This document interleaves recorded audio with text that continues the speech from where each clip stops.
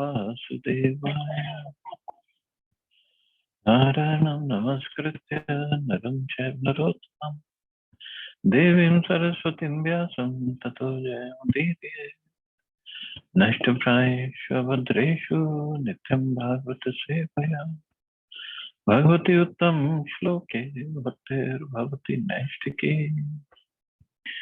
So continuing with the discussion on Srimad Bhagavatam, Canto 10, Chapter 15, the killing of Dhenuka, the ass demon, text 41 onwards. So yesterday we discussed how Krishna Balram, especially Balramji, killed Dhenukasura, and then Krishna Balram and they killed rest of the associates of Dhenukasura. And then the boys, cowherd boys, said, well, we don't want to eat these fruits. They are contaminated now. So they did it. So the aborigines living there, they all came and ate those fruits. So further on, Krishna Kamal Patraksha Punya Shravana Kirtana Stuyamano Anugyar Gopah Sagrajo Brajam Avrajat. Thus, then lotus-eyed Lord Shri Krishna, whose glories are most pious to hear and chant, returned home to Vraja with his elder brother Balaram. Along the way, the cowherd boys, his faithful followers, chanted his glories. When the glories of Shri Krishna vibrated, both the speakers and the hearers are purified and become pious. Tam gorajash churit kuntal badh barha vanya prasuna ruchirekshana charuhasam venum konantam anugyar upagita kirtim Gopyo didrikshit drisho abhyagaman sametaha. Lord Krishna's hair, powdered with the dust raised by the cows, was decorated with a peacock feather and forest flowers. The Lord glanced charmingly and smiled beautifully, playing upon his flute while his companions chanted his glories. The gopis all together came forward to meet him, their eyes very eager to see him. Superficially, the gopis were young married girls, and therefore they would naturally be ashamed and fearful of casting loving glances at a beautiful young boy like Shri Krishna. But Shri Krishna is the Supreme Personality of Godhead, and all living beings are his eternal servants. Thus the gopis, although the most pure-hearted of all great souls, did not hesitate to come forward and satisfy their love-struck eyes by drinking in the sight of beautiful young Krishna. The gopis also relished the sweet sound of his flute and the enchanting fragrance of his body. So now Krishna is growing up, 6 to Poganda age, 6 to 10 years old. So now these gopis who are young, although it says young married girls, but they were also little, as I said, in villages, they marry the girls off when they're very young. And although they all had married Krishna, but they didn't know. And Krishna wants to perform this pastime. So they were hiding behind and they were looking at Krishna when Krishna comes back from the forest with the cows and the cowherd boys.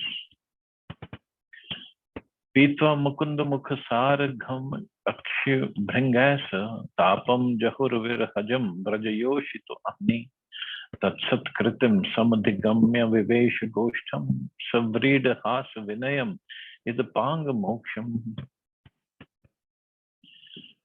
With the bee-like eyes, the women of Vrindavan drank the honey of the beautiful face of Lord Mukunda, and thus they gave up the distress they had felt during the day because of separation from him. The young Vrindavan ladies cast sidelong glances at the Lord, glances filled with bashfulness, laughter, and submission.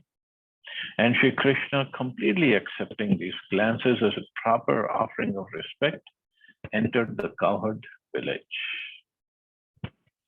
In Krishna book, Prabhupada describes the incident as follows.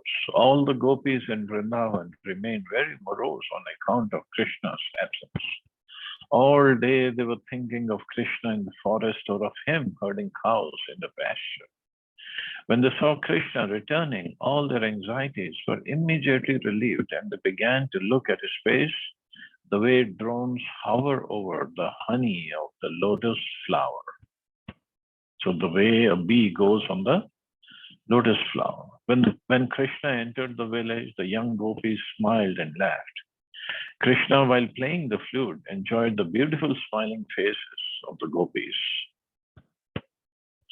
The Supreme Lord Shri Krishna is the supreme master of romantic skills, and thus he expertly exchanged loving feelings with the young cowherd girls of Vrindavan.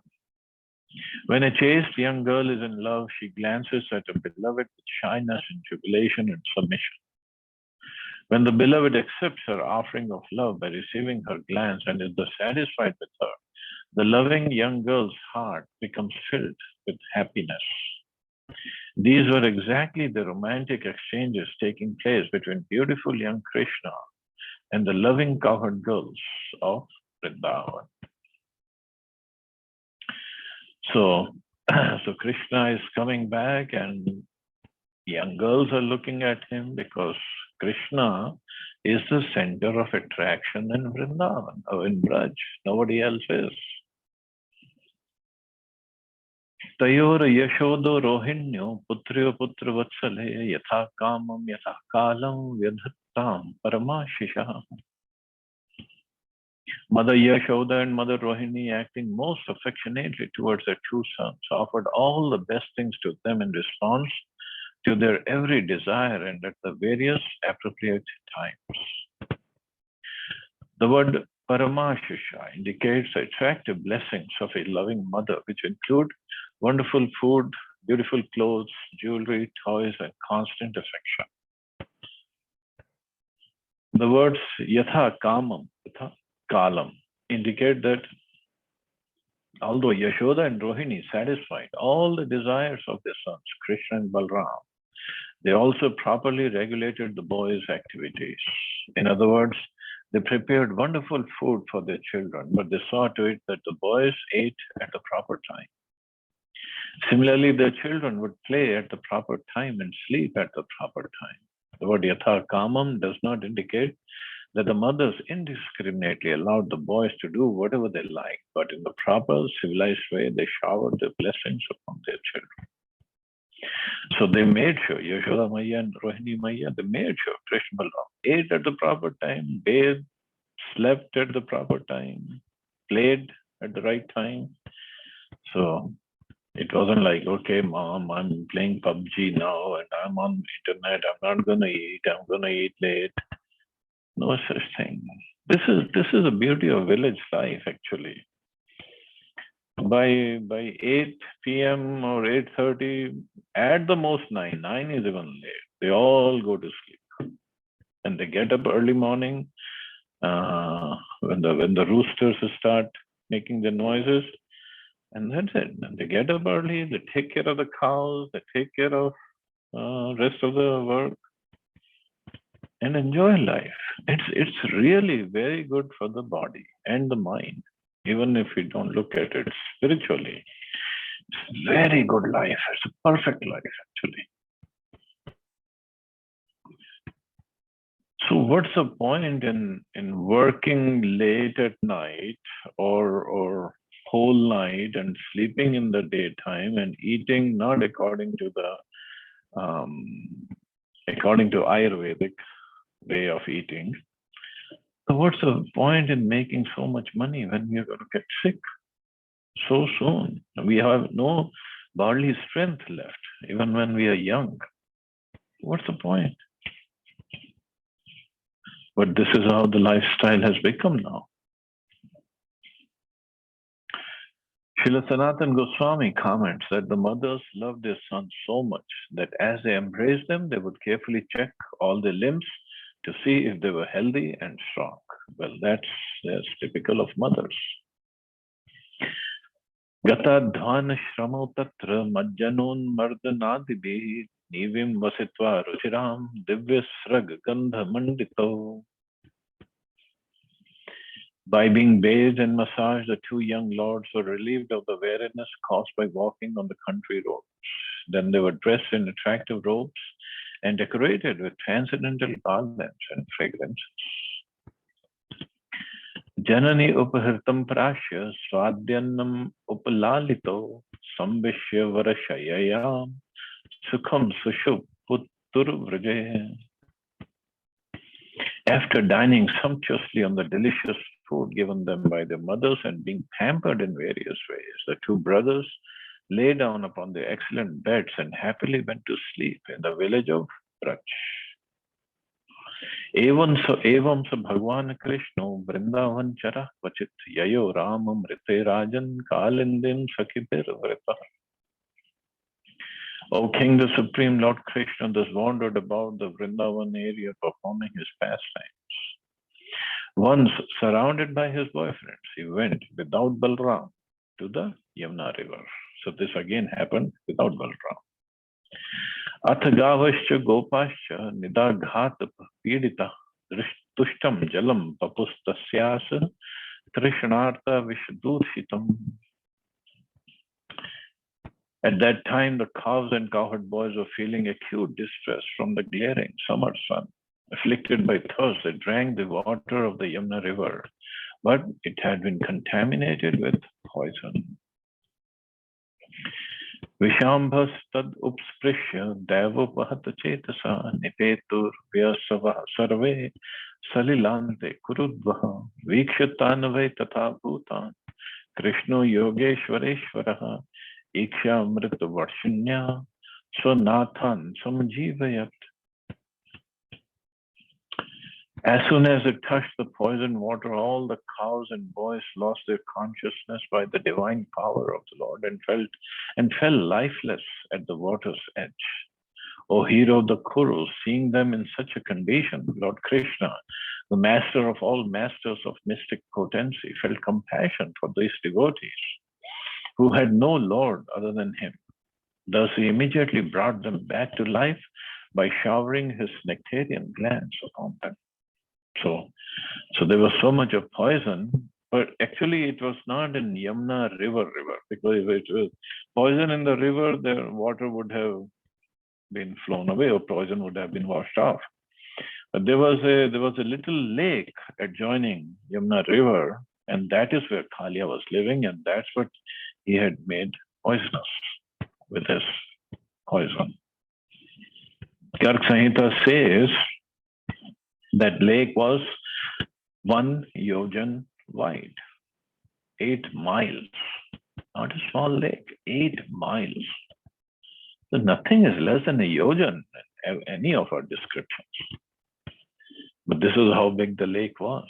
And the boys, they were thirsty and they drank water, and just as soon as it touched that poison water, so it was the poison was so strong. Even it is mentioned that there were some vapors, poisonous vapors, always coming from the water of that lake. It was called Kaliya Daha. It was not Yamuna. It was just adjoining Yamuna. So it was called Kaliya Daha. So water was always, the vapors were always coming out of that water because of so much of poison inside the water. And poison looks like it's very hot. So even the vapors were fumes were so poisonous. It is said that even the birds flying over that lake would drop down dead. And Krishna saw that, he wanted to fix that. And again, just like when he killed Aghasur, Balramji was not there. Because all these snakes, they cannot come in front of Balramji. He is the Adi Shesha, Adi Nag. So out of respect for Balramji, they don't come in front of Balramji. So to take care of them, Krishna had to go without Balramji. Te sampratita smritaya samuthaya jalantikat asan suvismita sarve vichamana parasparam. Regaining their full consciousness, the cows and the boys stood up out of the water and began to look at one another in great astonishment. Anvam sant tadrajan govindanugrahekshitam hitva visham paretasya punar utthanam atmana. O king, the cowherd boys then considered that although they had drunk poison and in fact had died, simply by the merciful glance of Govinda, they had regained their lives and stood up by their own strength. So they understood what had happened, but they didn't really know. They thought this is what had happened. So thus ends the purpose of the humble servants of His Divine Grace, says Bhaktivedanta Swami Prabhupada to the 10th canto, 15th chapter of Srimad Bhagavatam, entitled The Killing of Dhenuka, the Ass Demon. So we'll start the next chapter. Chapter 16, Krishna chastises the serpent Kaliya. Text 1. Shri Shukavacha Vilokya Dushitam Krishnam Krishna Krishna Hina Virgo Tasya Vishuddhim Anvichan Sarpam Tam Uddvasayat. Shukdev Goswami said, Lord Shri Krishna, the Supreme Personality of God, seeing that the Yamuna river had been contaminated by the black snake Kaliya, desired to purify the river, and thus the Lord banished him from it. So he basically ended the whole pastime here, but Parikshit Maharaj wanted to know more about it. What happened? Shri Rajavaja Katham Antara Jale Aghade Nyagrihnaad Bhagwaniham Savai Bahu Yugavasam Yatha Seed Vipra Katyatam. King Parikshit inquired, O learned sage, please explain how the Supreme Personality of God had chastised the serpent Kaliya within the unfathomable waters of the Yamuna, and how it was that Kaliya had been living there for so many ages. So he did not just move there. He was living there for many, many yugas. Brahman Bhagvat Tastasya Bhumna Swachanda Vartina Gopalo Dar Charitam Kastripyetamritam Yushan. O Brahman, the unlimited Supreme Personality of God had freely acts according to his own desires. Who could be satiated when hearing the nectar of the magnanimous pastimes he performed as a cowherd boy in Vrindavan? Shri Shukavacha Kalindyam Kalya Yasya Sida Zrida Kashida Vishagnina Shrapya Manapaya Yasmin Patanti Uparigaha Khagaha. Shri Shukdev Goswami said, within the river Kalindi, Yamuna, was a lake inhabited by the serpent Kaliya, whose fiery poison constantly heated and boiled its waters. Indeed, the vapors thus created were so poisonous that birds flying over the contaminated lake would fall down into it. In this regard, the Acharyas explained that the Kaliya lake was situated apart from the main current of the river. Otherwise, the Yamuna's waters would have been poisonous even in cities like Mathura and in other places farther away. So, Yamuna's water was not contaminated. Viprushmata Vishudoram Mir Marute Nadhir Marshita Mriyante Tiragayasya Pranina Sthirajangama. The wind blowing over that deadly lake carried droplets of water to the shore. Simply by coming in contact with that poisonous breeze, all vegetation and creatures on the shore died. So poisonous. The word sthira, unmoving creatures, refers to various types of vegetation, including trees, and jangam refers to moving creatures such as animals, reptiles, birds, and insects. Srila Sridhar Swami has quoted a further description of this lake from Sri Harivansha. The lake was quite wide, 8 miles across at some points, and even the demigods could not cross over it. The water in the lake was very deep, and like the immovable depths of the ocean, could not be agitated. Approaching the lake was difficult, for its shores were covered with holes in which serpents lived. All around the lake was a fog generated by the fire of the serpent's poison, and this and this powerful fire would at once burn up every blade of grass that happened to fall into the water.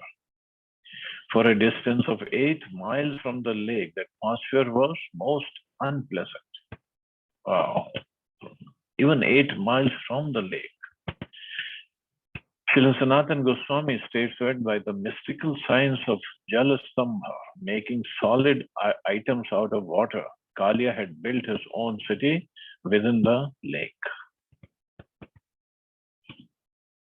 So, not an ordinary snake.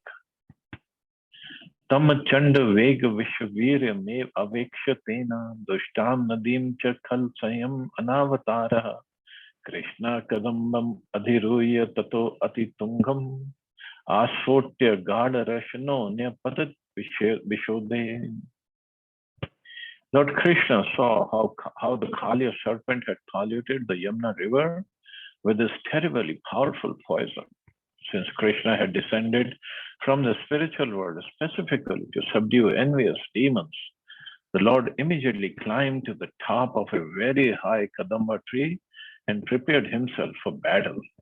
He tightened his belt, slapped his arms, and jumped into the poisonous water. According to the Acharyas, Lord Krishna also tied back the locks of his hair as he prepared to do battle with Kaliya. We see all these swimmers in Olympics. They jump from the board and into the water and perfect jump, but they all cannot compete with Krishna. And he didn't just jump into the water; it was poisonous water, and we have seen how poisonous it was. But then the question is, how come there was this Kadamba tree on the banks of that lake, which was still standing? It hadn't died. So different acharyas have given different reasons for it. One was long ago, Garudji had carried a vessel of pot of nectar. And the demigods were after him. So he, with that pot of nectar, he sat on this Kadamba tree for some time. And maybe a drop or two also fell down on that tree. So it was still alive. So poison had no effect on it. And some acharyas say, just by the touch of lotus feet of Krishna, that tree became alive. So whatever happened, the tree was alive. And it was a very tall tree. It wasn't just a small tree, very tall tree. So Krishna got on top of that tree and he jumped into the water. Sarva Hrida Purusha Sara Nipata Vega Sangsho Bhitor Vishoch Vasitamburashi Paryak Pluto Vishakashaya Vibhishanor Mir Dhavan Dhanu Shatam Anant Balasya Kim Tat. When the Supreme Personality of God had landed in the serpent's lake, the snakes there became extremely agitated and began breathing heavily, further polluting it with volumes of poison. The force of the Lord's entrance into the lake caused it to overflow on all sides, and poisonous, fearsome waves flooded the surrounding lands up to a distance of 100 bow lengths. This is not at all amazing. However, for the Supreme Lord possesses infinite strength. And Krishna, he did not become big. He did not expand himself. He was same, 6 years old or so. But when he jumped into the water of that lake, he's a little boy by the size, but if he wants the whole universe, he showed in his mouth. So he can do whatever he wants, actually. So the water, so if he had just jumped and did not create any ripples in the water, the snakes inside of Kaliya, they wouldn't have noticed. Who came? Who cares?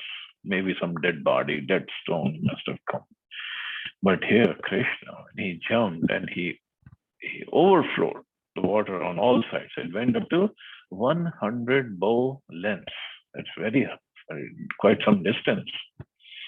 So then the snakes and Kalia, they notice somebody has come and somebody big has come inside the lake.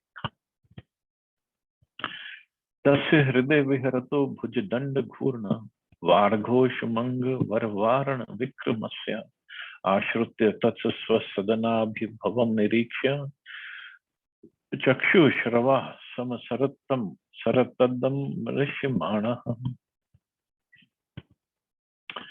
Krishna began sporting in Kalia's lake like a lordly elephant, swirling his mighty arms and making the water resound in various ways.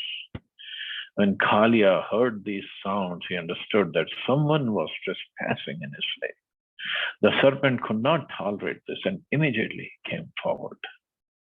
And Krishna did not just jump, he was swimming around and making the water resound, making large waves in the water, all poisonous water. But what can it do to Krishna? According to the Acharyas, Lord Krishna was producing wonderful musical sounds within the water simply by splashing his hands and arms.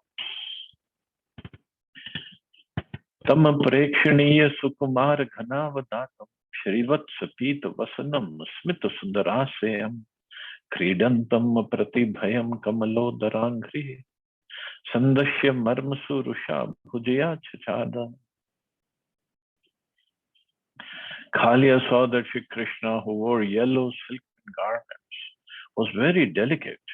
His attractive body shining like a glowing white cloud, his chest bearing the mark of Srivatsa, his face smiling beautifully, and his feet resembling the whorl of a lotus flower. The Lord was playing fearlessly in the water. Despite his wonderful appearance, the envious Kalia furiously bit him on the chest and then completely enwrapped him in his coils.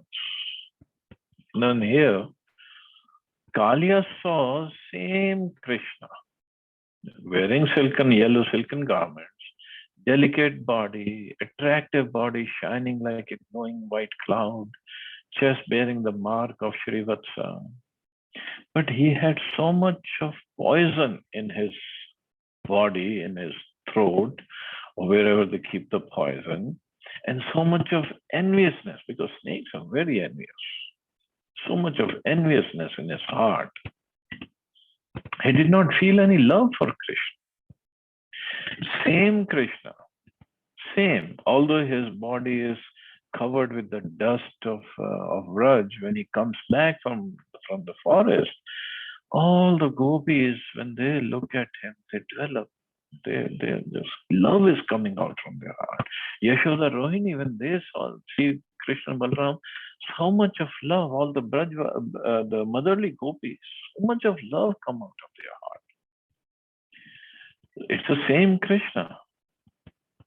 So it's basically what's inside us. That's how we're going to treat him. Or that's how we're going to see him actually. Kalia, when he saw him, of course, he did not enwrap him out of love. It was to kill him. That was his whole purpose, to kill Krishna. Now, Krishna, what is he going to do? As we approach him, he reacts accordingly. So what can he do? Tam nag bhog parivitam drishta cheshtam alokya tatpriya sakha pashupa brishartaha Krishne arpitatma suhridartha kalatrikama dukhanushoka bhaya moda dhiyo nipetuhu. When the members of the cowherd community who had accepted Krishna as their dearmost friend saw him enveloped in the snake's coils, motionless. So for some time, Krishna was motionless. He was actually enjoying this enwrapping by Kalia. But the cowherd boys, they were greatly disturbed. They had offered Krishna everything, their very selves, their families, their wealth, wives, and all pleasures. At the sight of the Lord in clutches of the Kalia snake, their intelligence became deranged by grief, lamentation, and fear, and thus they all fell to the ground. So this This is the heart of cowherd boy. Oh, what happened to Krishna? And the snake, as we can see in my background picture, although it is mentioned he had 1,000 heads. In the picture painting, it shows only few heads, maybe 10, 15 heads. He had 1,000 heads. And that snake had Krishna completely in his wraps, and Krishna was lying motionless. Srila Sanatana Goswami explains that the cowherd boys, along with some cowherd men and farmers who happened to be in the vicinity and who were also devotees of Krishna, fell to the ground just like trees that had been cut at the root. Because for everybody, the root is Krishna, and Krishna is, for them, is dead. So they could not survive. They fell on the ground. Gavo vrishavatsatarya krandamana sudukhita Krishna nyastekshana bhita rudantya ivtasthire. The cows, bulls, and calves in great distress called out piteously to Krishna. Fixing their eyes on him, they stood still in fear, as if ready to cry, but too shocked to shed tears. So in the cows, bulls, calves, what could they do? They were shocked, completely shocked. What happened here? Atvraje mahotpata strivida yati daruna utpetur bhuvi divyatamanya asanna bhaishansina. In the Vrindavan area, there then arose all three types of fearful omens, those on the earth, those in the sky, and those in the bodies of living creatures, which announced imminent danger. According to Srila Sridhar Swami, the omens were as follows. On the earth, there were disturbing tremors. In the sky, there were meteors falling. And in the bodies of creatures, there was shivering, as well as quivering of the left eye and other parts of the body. These omens announce imminent danger. So far, it is said, for men, if there is quivering on the left side, especially left eye, there is some danger. And for ladies, if it is quivering on the right eye and the right side of the body, there is some danger. And something bad is going to happen. See, they have so much of love for Krishna, so much of caring for Krishna. They could not see him suffering this way. Tana Laksha Bhayodvigna Gopananda Purogama Vina Ramena Gah Krishnam Gyatva Chari Tungatam Ter Dur Nimit Ter Nidhanam Matva Praptam At Tatad Vidaha Tata Prana Stan Manas Kaste Dukha Shoka Bhayaturaha Abala Vridha Vanitaha Sarve Anga Pashu Vritya Nir Jagmur Gokula Dina Krishna Darshana Lalasa. Seeing the inauspicious omens, Nanda Maharaj and the other cowherd men were fearful, for they knew that Krishna had gone to herd the cows that day without his elder brother Balaram. Because they had dedicated their minds to Krishna, accepting him as their very life, they were unaware of his great power and opulence. Thus they concluded that the inauspicious omens indicated he had met with death. They thought he had met with death. And they were overwhelmed with grief, lamentation, and fear. All the inhabitants of Vrindavan, including the children, women, and elderly persons, thought of Krishna just as a cow thinks of her helpless young calf.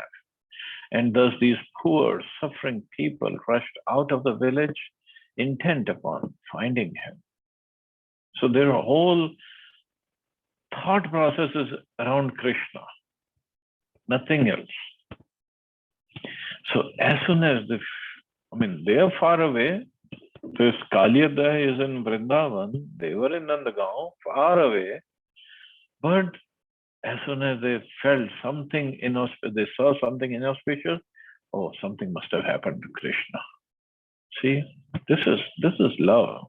These are Brajvasis. Tans tatha kataran vikshya Bhagwan Madhavo Balaha Rahasya Kinchid no Navacha Prabhavagyo Anujasya Saha. The Supreme Lord Balaram, the master of all transcendental knowledge, smiled and said nothing when he saw the residents of Vrindavan in such distress, since he understood the extraordinary power of his younger brother. He knew who Krishna is. So he said nothing and he just smiled. Shri Balaram is the plenary expansion of Lord Krishna and is thus non-different from him. They are, in fact, the same absolute truth manifest in separate forms. According to Srila Vishwanath Chakravarti Thakur, Lord Balaram was laughing because he thought, Krishna never cares to play with me in my form of Sheshanag, but now he is playing with this ordinary mundane snake named Kalia. So he was laughing. What is this? What is my younger brother doing?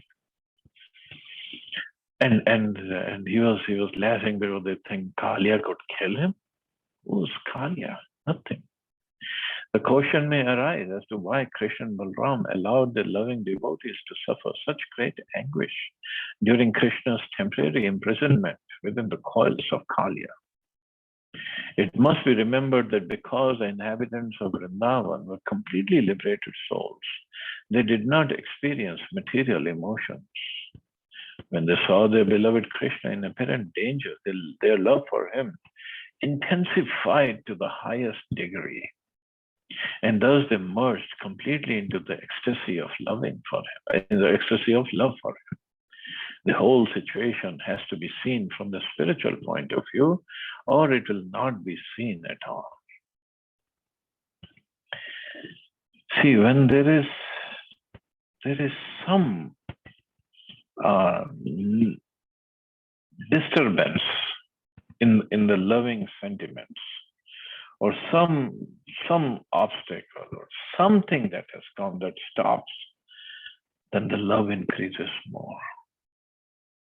It's just like a river is flowing, but if there is some log of wood, big log of wood, or big rock on the way, and the river is not just going to stop at the rock, it's just going to overflow, go over that rock and keep flowing. So this is the river of love of Brajvasis, and the Baba and all the Brajvasis. So Krishna, because he wants to perform his pastimes and he wants to increase the love of these Brajvasis for him and his love for them also. So he performs these pastimes. And their emotions, and these are spiritual emotions, they all come out in the form of big waves. And that's what increases the love. And this is always increasing. This is spiritual love, not material love. Always increasing. So just imagine, they saw Krishna in apparent danger. It's not real danger, but they saw Krishna as motionless. They thought Krishna had died. So they pretty much, practically, they all left their bodies. They all fainted. So can we imagine, once they came back to life, how much their love must have increased for Krishna? So this is what separation does to the love. Although they were looking at Krishna, they were not separated that way. But this is what separation does to love. It increases many folds. And just imagine, after just few years, then Krishna would leave Vrindavan to go to Mathura and then to Dwarka. And in that separation, how much love of the Brajvasis must have increased for him. How much? It's unimaginable. So this is what Krishna wanted. This is what Chaitanya Mahaprabhu came to teach us. The love in separation, not in union, the separation. Very, very important point that he taught us. And in that separation, when one sees or hears about Krishna or beloved means Krishna only, then that love knows no bounds. And then in separation, the person cannot think of anything else or anyone else.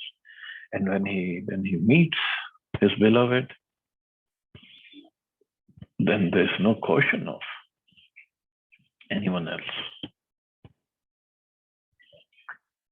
Text 17. Te anveshamana daitam krishnam suchitya padeh bhagavad lakshana rajagmuh padvya yamuna tatam. The residents hurried towards the banks of the Yamuna in search of their dearmost Krishna, following the path marked by his footprints, which bore the unique signs of the personality of Godhead. So this is also one of the reasons even cows would not walk on the footprints of Krishna.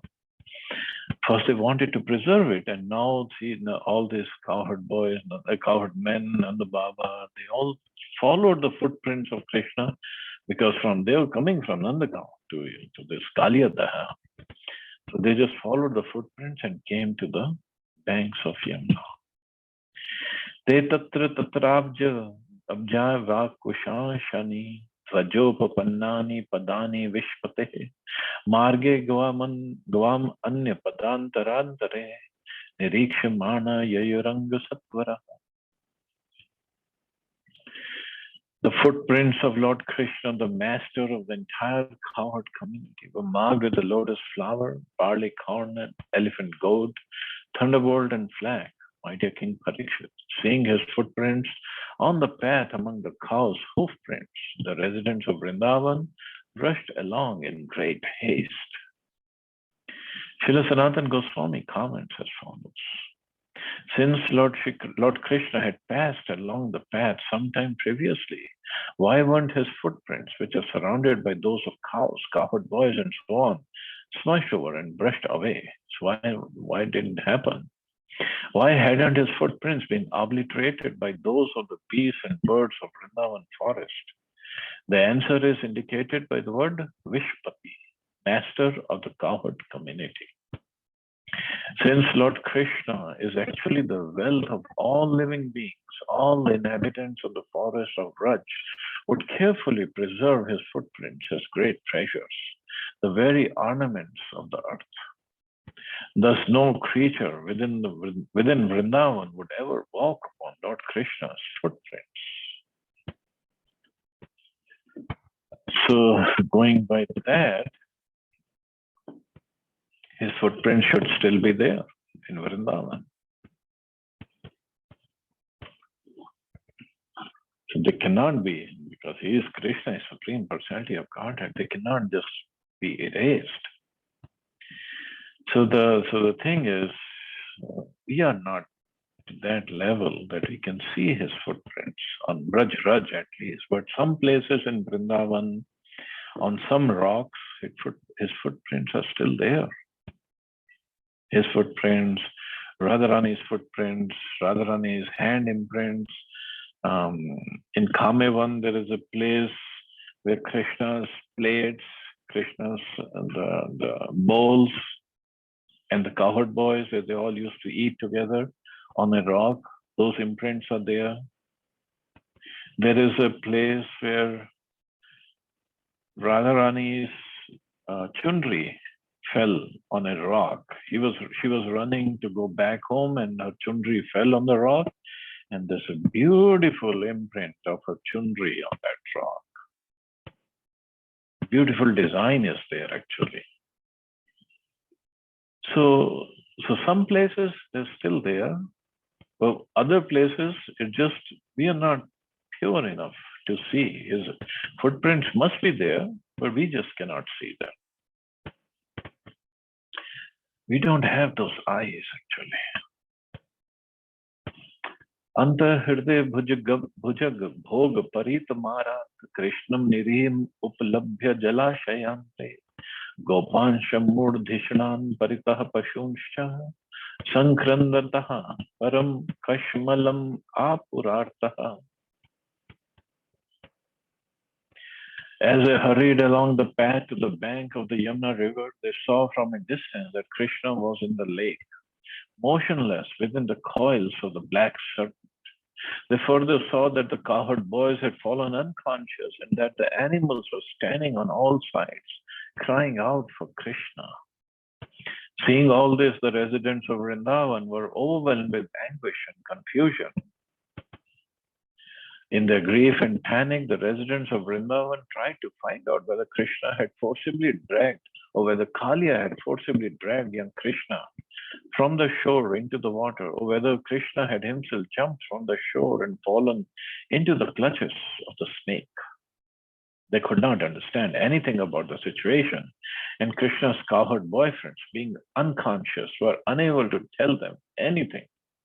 The cows and calves were crying out for Krishna, and thus the whole situation was overwhelming and created a state of shock and panic among the residents of Vrindavan. So they were in shock, big shock. What happened to Krishna? But nobody was there to tell them. Gopyo anurakta manaso bhagwan Bhagwati Anante Tataso Hridda Smith Viloka Gira Smarantaya Graste Ahina Priyatame Brash Duk Tapta Shunyam Priyavati Hratam Dadrush Trilokam. When the young gopis, whose minds were constantly attached to Krishna, the unlimited Supreme Lord, saw that he was now within the grips of the serpent, they remembered his loving friendship, his smiling glances, and his talks with them. Burning with great sorrow, they saw the entire universe as void. See, although Shukdev Goswami hasn't named Srimati Radharani or any of the gopis, actually, not Lalita, Vishaka, he did not name them. So when he says young gopis, so this is what he means. So Srimati Radharani was also there, and great sorrow, they saw the whole universe as void. Oh, what happened to Krishna? Taha Krishna Mataram Apatyam Anu Pravishtam Tulya Vyatha Sam Anugreya Shuchasravantya Tasta Vrajapriya Katha Kathyantia Asan Krishna Nane Arpit Drisho Mritak Pratikaha. Mritak Pratikaha, it looked like he was dead. Although the elder gopis were feeling just as much distress as she and were pouring forth a flood of sorrowful tears, they had to forcibly hold back Krishna's mother, Yashoda, whose consciousness was totally absorbed in her son. Standing like horses, with their eyes fixed upon his face, these gopis each took turns recounting the pastimes of the darling of Braj. So they were all like pretty much like dead. And they had to hold back Krishna's mother, Yashoda, from jumping in the lake to protect Krishna, because they felt this water is so poisonous. If Yashoda falls into it, she will die. Krishna pranan nirvishato nandadina vikshatam kritam pratyashe dhatsa bhagavan Ramaha Krishna anubhavavit. Lord Balram then saw that Nanda Maharaj and the other cowherd men who had dedicated their very lives to Krishna were beginning to enter the serpent's lake. As the Supreme Personality of Godhead, Lord Balram fully knew Lord Krishna's actual power, and therefore he restrained them. Srila Sanatana Goswami explains that Lord Balram checked some of the cowherd men by speaking to them, others by physically holding them, and still others by casting upon them his potent smiling glance. Distraught over the situation, they were prepared to give up their lives for Krishna by entering the serpent's lake. So by giving his potent smiling glance means he is basically assuring these cowherd men, no, nothing will happen to Krishna, don't worry. And he was standing there smiling and so confident because he knew who Krishna is. Nothing can happen to Krishna, especially not this little bitty snake can do anything to Krishna. So now by looking at Balramji or by his force, they just didn't jump into the water. It comes for Gokulam Ananya Gatim Niriksha Sastri Kumaram Ati Dukkham Atma Hetu Agyaya Marte Padavim Anuvartamana Stitva Muhurtam Ud Tishtad Arungad Bandhanata. The Lord remained for some time within the coils of the serpent, imitating the behavior of an ordinary mortal. But when he understood that the women, children, and other residents of his village of Gokul were in acute distress because of their love for him, their only shelter and goal in life, he immediately rose up from the bonds, the Kaliya serpent. So see, he's like, he wants his audience to be there. Because if everybody is not there, he won't feel pleasure in performing his pastime. So he was just sleeping in the coils of Kaliya. And when he understood, now all my audience are there, of course they were in distress. And because of his love for them, he got up. Now he has to perform his divine dance on Kaliya's hoods. So he immediately rose up from the bonds of Kaliya's serpent.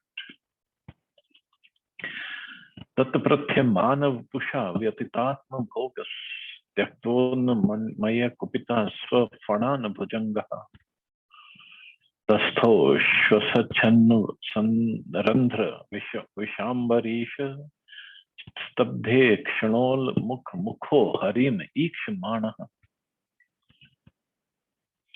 His coils, tormented by the expanding body of Lord, Kaliya released him. So this is what happens.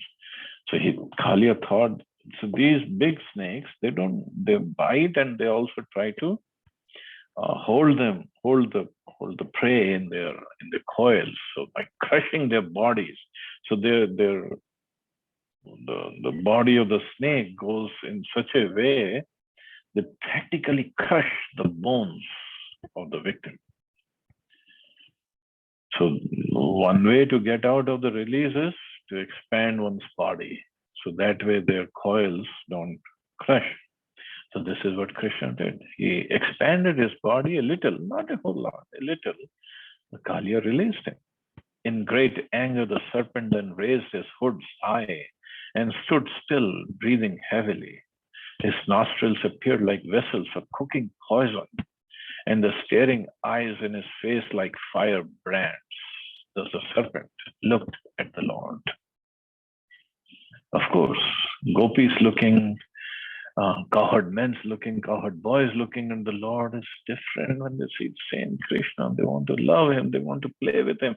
And Kaliya, when he looked, because of so much of poison in his heart, in his mouth, he wants to kill Krishna. Same Krishna. Tam jivya dvishikaya parilelihanam ze sukrani de srikkani yati karala vishagni drishtim kridannamam parisasara yatha khagendro babhram sopi avasaram prasamikshimana. Again and again, Kaliya licked his lips with his bifurcated tongues as he stared at Krishna with a glance full of terrible, poisonous fire. But Krishna playfully circled around him, just as Garuda would play with a snake. In response, Kaliya also moved about, looking for an opportunity to bite the Lord, because now he knew he cannot capture him in his coils. Now I have to bite him, to kill him. Lord Krishna moved around the serpent so skillfully that Kaliya could find no opportunity to bite him. Thus the snake was defeated by Shri Krishna's transcendental agility. So this is how Krishna was moving around. Kalia did not get a chance to bite him. Although I know I don't want to stop here because the pastime is so wonderful, but running out of time. So I guess we can stop here and we'll take up the pastime tomorrow. See anybody has any questions or comments?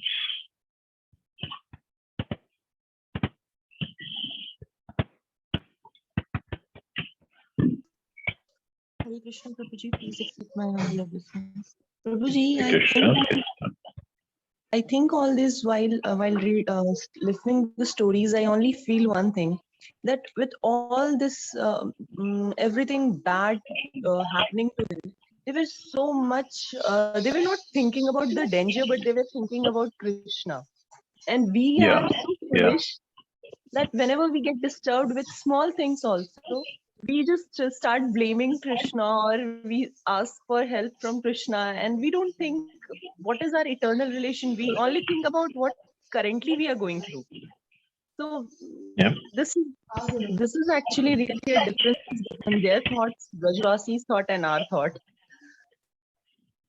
Yeah, true, very true. And that's why we have to become Krishna conscious, not our conscious, not body conscious, not self-conscious, Krishna conscious. Yeah, actually, we are so much fallen. We are so much distracted. It's like even after so much hearing, listening, chanting, it's not going deep inside. I think we have to work on it. I have to work on it. That's all. No, we all have to. We all have to work on it. Yep, true observation.